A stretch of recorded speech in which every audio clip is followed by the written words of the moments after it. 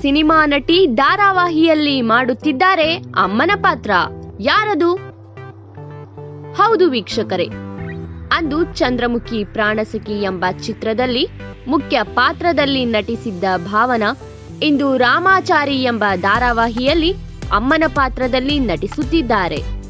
ಇಷ್ಟು ದಿನ ಬೆಳ್ಳಿ ಪರದೆಯಲ್ಲಿ ಮಿಂಚಿದ್ದ ಈ ತಾರೆ ಈಗ ಕಿರುತೆರೆಯಲ್ಲಿ ಮಿಂಚಲು ಸಿದ್ಧರಾಗಿದ್ದಾರೆ.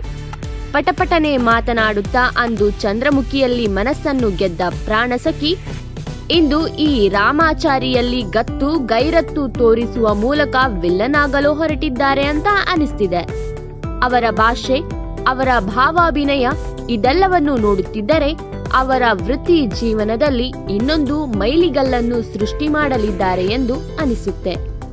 ಇವರಿಗೆ ಒಳ್ಳೆಯದಾಗಲಿ ಎಂದು ಹೇಳುತ್ತಾ ಇಂದಿನ ಈ ವಿಡಿಯೋನ ಇಲ್ಲಿಗೆ ಮುಗಿಸ್ತಾ ಇದ್ದೀನಿ. ಧನ್ಯವಾದಗಳು.